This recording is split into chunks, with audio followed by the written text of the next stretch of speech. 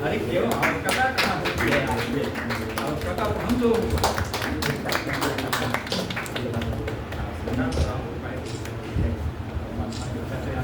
चाहिए भी नहीं है तो हाँ आप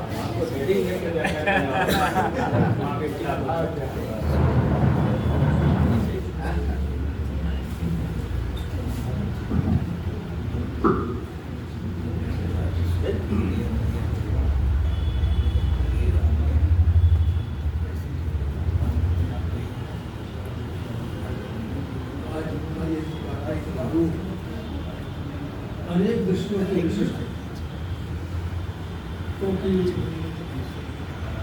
पाल सिंह से मेरा परिचय तो नहीं परिषद के कार्यक्रम नहीं पर आए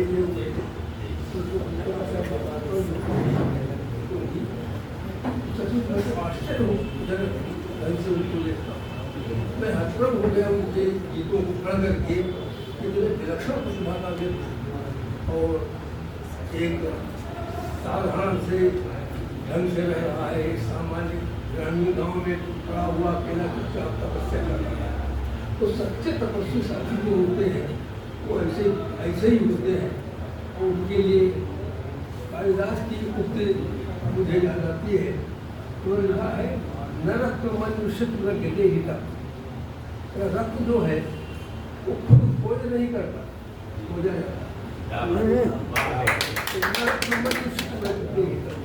वो इसी प्रकार के महान प्रतिभा के रहनी महाकवि थे, इसमें कोई संदेह नहीं।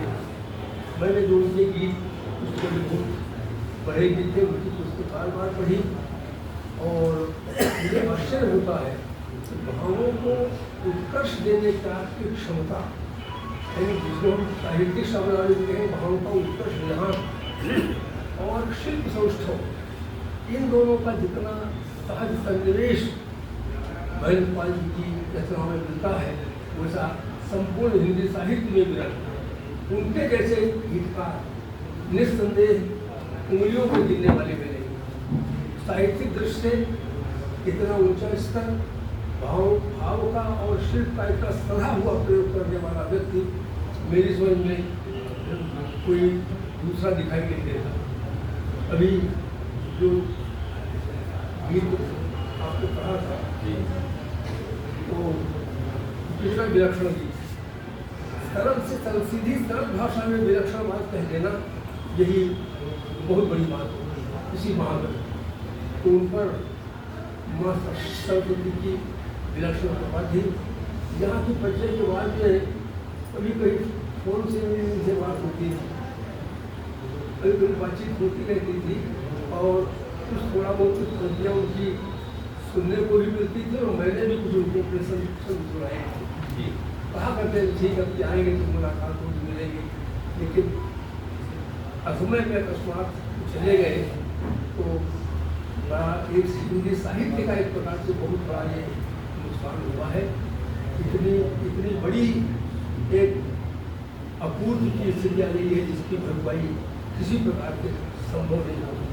महान प्रतिभा के कुलधरी को सादर श्रद्धांजलि और अनेक्षा नमन वंदन करता हूँ। इन्हीं शब्दों के साथ